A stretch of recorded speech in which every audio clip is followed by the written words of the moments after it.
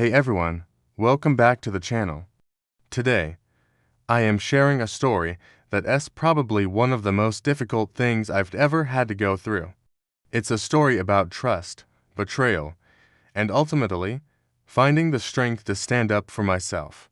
I hope by sharing this, it might help someone else who finds themselves in a similar, painful situation. It all started on what I thought was just a normal Tuesday afternoon. I was working from home, and my girlfriend, let's call her Chloe, was on the phone in the other room. We'd been together for almost 3 years, and from my perspective, things were great.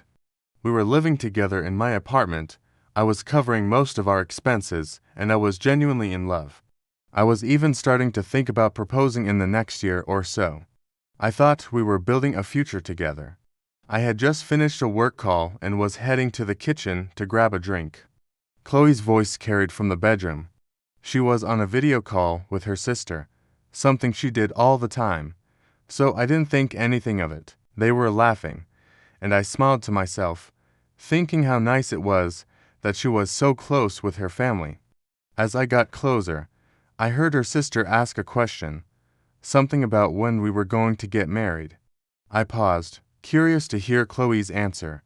I expected her to say something sweet or even deflect the question with a joke. But what she said next completely shattered my world. I heard her laugh, a cold, dismissive laugh, and then she said, "Marry him." "Are you kidding? I'm never going to marry him." My heart dropped. It felt like the floor had just opened up beneath me. I stood there, frozen, trying to process what I'd just heard. Maybe I misheard her. Maybe it was a joke. But then her sister asked why she was with me if she felt that way. And Chloe's response was the final blow. "He's convenient," she said. "He pays for everything, the apartment, my car, my shopping. It's a comfortable setup. I'm just biding my time until something better comes along. He's like a placeholder." You know, I couldn't breathe. It was like a physical punch to the gut. 3 years of my life, my love, my financial support, all of it was just a convenient setup. I wasn't her partner. I was her placeholder. Her ATM, the sheer coldness and calculation in her voice were chilling. This wasn't a momentary frustration. This was her genuine feeling, shared casually with her sister. A million thoughts raced through my head. Every "I love you," every shared dream, every moment we had spent together suddenly felt like a lie. I felt like a complete fool. The anger started to build, a hot, roaring fire in my chest that burned away all the shock and hurt. I didn't storm in.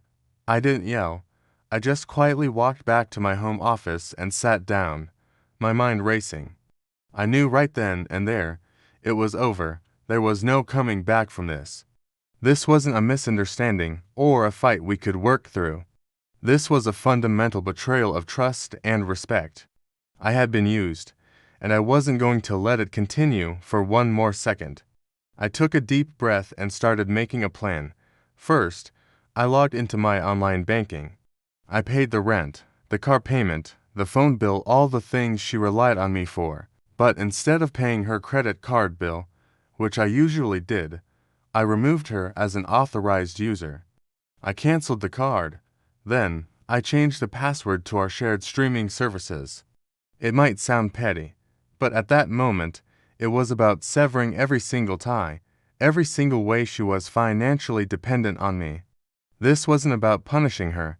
It was about protecting myself and taking back my life.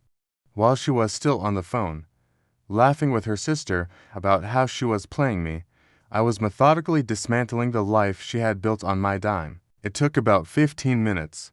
When I was done, I walked to the bedroom doorway. She saw me and her face changed. The smile vanished. She must have seen the look on my face, because she quickly said goodbye to her sister and ended the call. "Hey, what's wrong?" she asked, her voice filled with fake concern. I just looked at her. "I heard you," I said, my own voice calm and steady, which surprised even me. "I heard what you said to your sister." The color drained from her face. She knew exactly what I was talking about. She started to stammer. "Oh, that, baby, you don't understand. We were just joking around. You know how my sister and I are. I just shook my head. No, I said. I understand perfectly. You're using me. You see me as a placeholder. A convenience. She immediately switched tactics. The denial turned into tears. No, that's not true. I love you. I was just I was just venting. You know how relationships are. Sometimes you say silly things you don't mean, but I wasn't buying it. The words she used weren't silly things. They were calculated and cruel. I told her, I want you to pack your bags. I want you out of my apartment by the end of the day. The tears became full-blown sobbing. You can't do this. Where am I supposed to go? You can't just throw me out. She tried to hug me, to touch me, but I stepped back. The woman I thought I loved had become a stranger to me, and I felt nothing but a cold resolve. That's not my problem anymore, Chloe, I said. You can go stay with your sister. Or find another convenient setup. The next few hours were a blur of her pleading, crying, and begging. She said she was sorry, that she'd do anything to fix it. She swore she loved me, and that she was just scared of commitment, that she said stupid things when she was scared. I listened, but I didn't engage. My mind was made up. Every word out of her mouth sounded like a manipulation. When the begging didn't work, she turned to guilt-tripping. After everything we've been through, you're just going to throw away 3 years. I remember looking at her and saying, you threw it away when you decided I was just a placeholder. I'm just cleaning up the mess. She called me heartless, cruel, unforgiving. She tried to make me the bad guy for ending a relationship that she had already secretly ended in her own heart. While she was packing, her phone buzzed. It was a notification from her bank. Her credit card had been declined. She looked at me, her eyes wide with panic. My card isn't working, she said. I know, I replied calmly. I canceled it. It was my account, Chloe. You were just an authorized user. That's when the reality of the situation seemed to finally hit her. It wasn't just about losing the relationship. It was about losing the lifestyle I provided. The comfortable setup was over. She packed her things in a furious, tearful silence after that. I called a ride-sharing service for her and paid for it to take her to her sister's house. It was the last dollar of my money she would ever spend. As she walked out the door, she gave me one last look, a mix of anger and desperation. And then she was gone. The silence in the apartment was deafening. I walked through the rooms, and it felt empty, but also free. It hurt more than I can possibly describe. To be betrayed so deeply by someone you love is a unique kind of pain. But underneath the pain, there was also a strange sense of relief. I had stood up for myself. I had refused to be a doormat. I had chosen my self-respect over a lie, no matter how comfortable that lie had been. In the days that followed, she tried to contact me. Texts, calls, emails. Her friends reached out. Her sister even sent me a long message apologizing and trying to explain that Chloe didn't mean it, but I blocked them all. I needed a clean break to heal. It's been a few months now, and I can honestly say I made the right decision. The healing process is slow, and rebuilding that trust in people will take time. But I've learned a valuable lesson. Your self-worth should never be dependent on someone else. You have to be willing to walk away from situations that devalue you, no matter how hard it is. It's better to be alone and respect yourself than to be with someone who sees you as nothing more than a convenience. For anyone out there going through something similar, please know that your feelings are valid. You deserve to be with someone who loves and respects you for who you are, not for what you can provide. Don't ignore the red flags, and never, ever let someone make you feel guilty for choosing yourself. Thank you for listening to my story. I know it was heavy, but I felt it was important to share. If you've ever been in a similar spot, feel free to share your thoughts in the comments. Let's support each other. Remember to like this video if it resonated with you, and subscribe for more content. I'll see you all in the next one. Take care. My girlfriend, let's call her Sarah, told me she was heading to her parents' house for a week. She said they needed her help with some things around the house, and she wanted to spend some quality time with them. It sounded perfectly normal, and I told her to have a great time and send my love to her folks. But something just didn't sit right with me. A gut feeling. You know. It was this nagging little voice in the back of my head that I just couldn't shake. We'd been together for over 2 years, and for the most part, things were good. But recently, there had been a subtle shift. She seemed more distant, always on her phone, and would quickly hide the screen if I came near. When I'd ask who she was talking to, it was always just a friend or a work thing. I wanted to trust her. I really did, but the signs were adding up. This trip to her parents' house was the final piece of the puzzle that just didn't fit. So, I did something I'm not proud of, but my intuition was screaming at me. I have a friend who is pretty good with tech stuff. I asked him, just out of curiosity, if there was a way to see someone's general location from their phone. He explained a few things, and I remembered that Sarah and I had a Find My Device app installed on our phones for emergencies. I never thought I'd use it like this. With a heavy heart, I opened the app after she left. Her location wasn't anywhere near her parents' city. Instead, the dot was heading towards a scenic coastal town, a place we'd never been together. My heart sank. Why would she lie about something like this? My mind started racing through all the possibilities. Was she just surprising a friend? Was it a solo trip to clear her head? But the deception was what bothered me the most. Then, a memory surfaced. A few months ago, she'd mentioned her ex-boyfriend, Mark. She said he had moved to a quiet little town by the sea to pursue his art. The dots started connecting in the most painful way possible. I felt a cold dread wash over me. She wasn't visiting her parents. She was going to see him. The feeling of betrayal was overwhelming. I felt like a fool for believing her so easily. For the next few hours, I was just pacing around my apartment, a storm of anger, hurt, and confusion raging inside me. Should I confront her over the phone? Should I just wait for her to come back and pretend I know nothing? No, I couldn't do that. I needed to know the truth, and I needed to see it with my own eyes. I know it sounds dramatic, like something out of a movie, but I felt like I had to go there.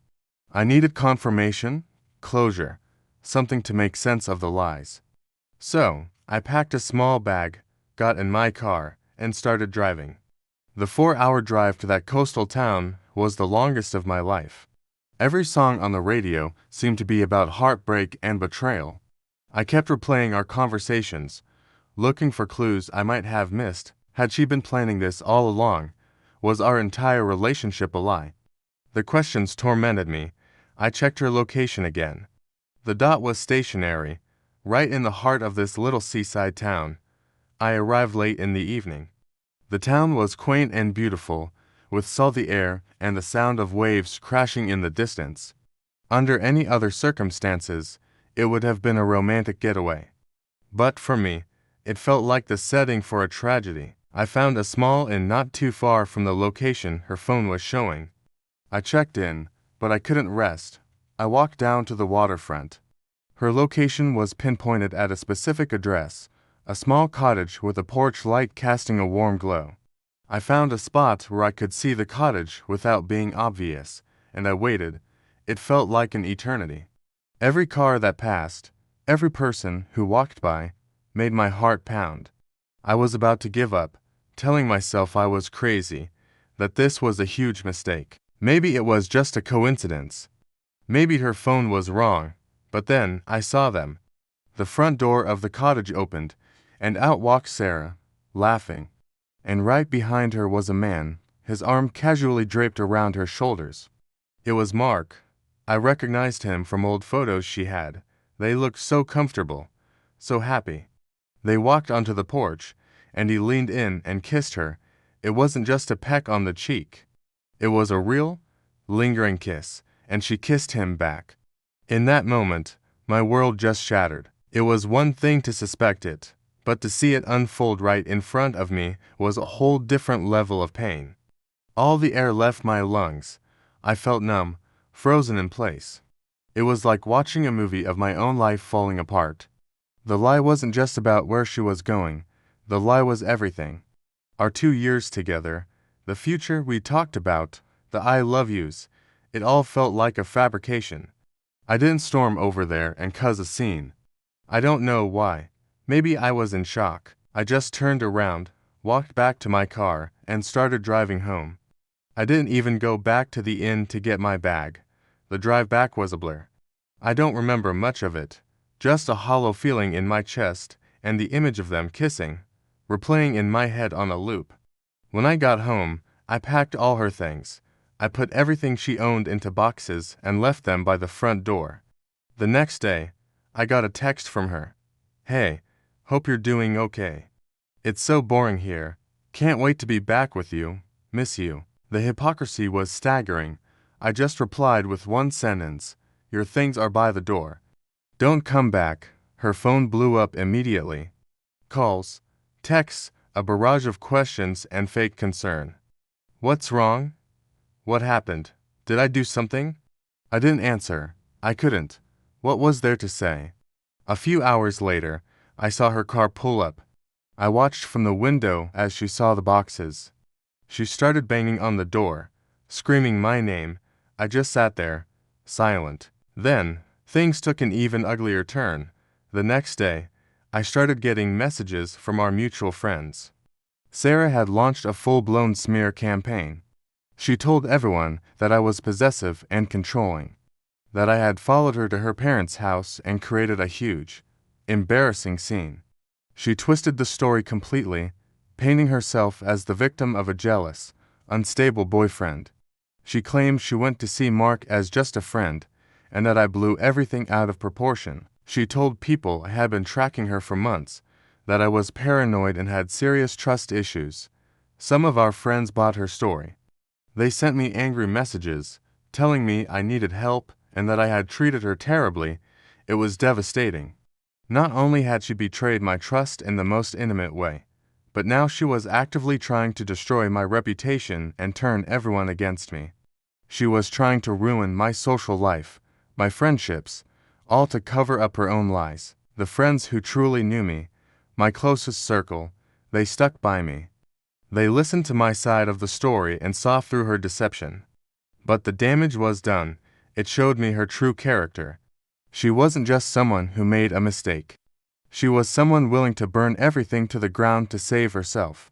It's been a few months now, and the dust is starting to settle. It was an incredibly painful experience, but it was also a powerful lesson. It taught me the importance of trusting your gut. It also showed me who my real friends are.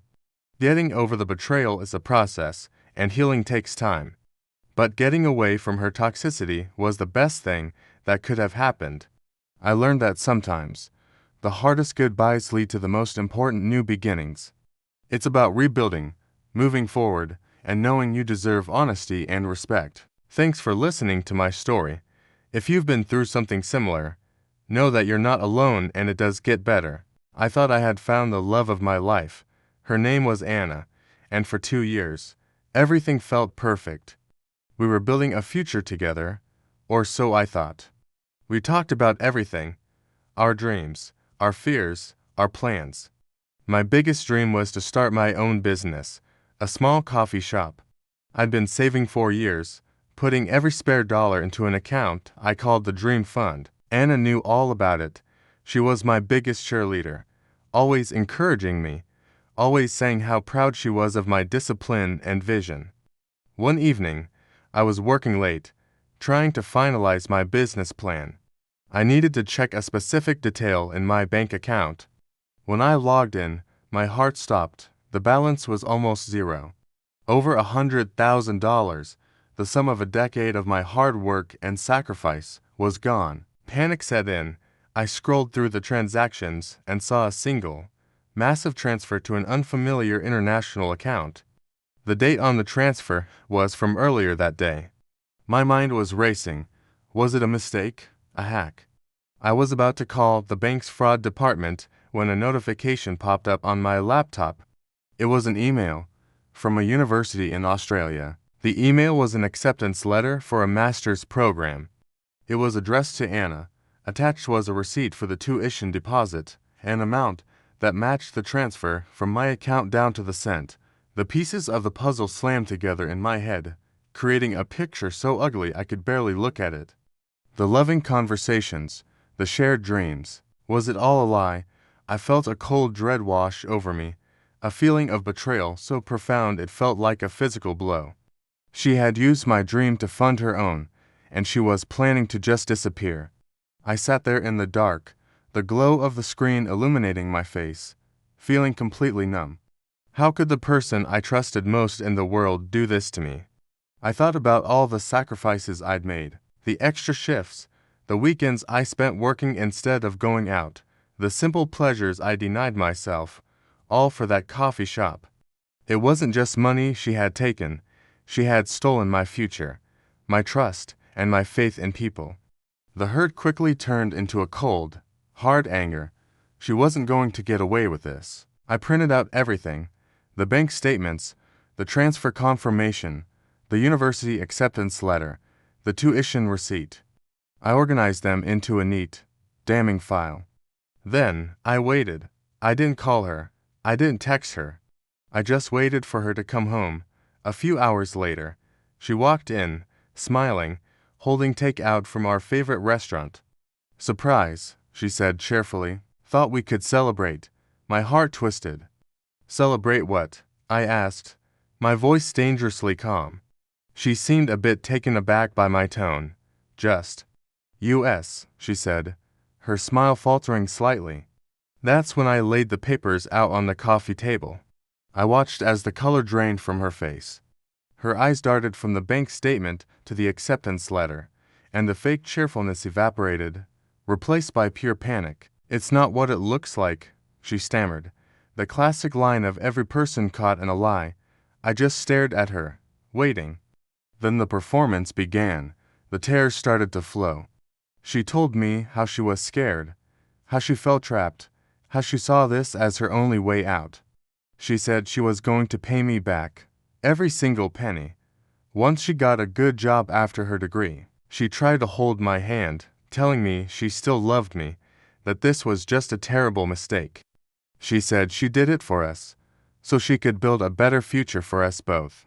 The manipulation was so blatant, so insulting. Did she really think I was that foolish?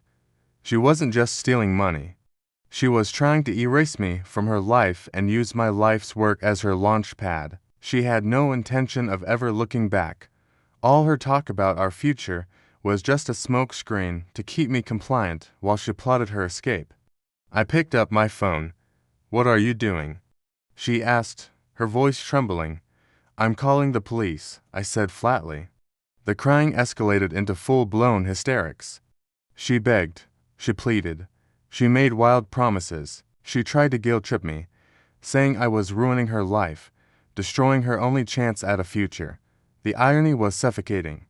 She had tried to destroy mine without a second thought, and now I was the bad guy for holding her accountable. When the officers arrived, her act was in full swing.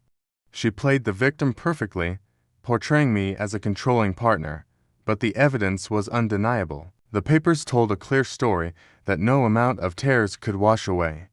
They took her away. The silence in the apartment afterward was deafening. The next few weeks were a blur of legal proceedings. The bank was able to freeze the transfer, thankfully, as it hadn't fully cleared. I got my money back, but the feeling of victory was hollow. My trust was shattered. The legal battle was stressful, but I was determined to see it through. Anna's family tried to intervene, calling me, telling me to drop the charges, to think of her future. But I knew what she was capable of. Forgiveness was not an option when the betrayal was so calculated. In the end, she was found guilty. She avoided jail time, but was sentenced to community service and a significant period of probation. The conviction would be on her record, making international travel and certain career paths very difficult for her. Her dream of studying abroad was gone, a consequence of her own actions. Some might call what I did revenge. I call it justice. I refuse to be a victim in my own life story.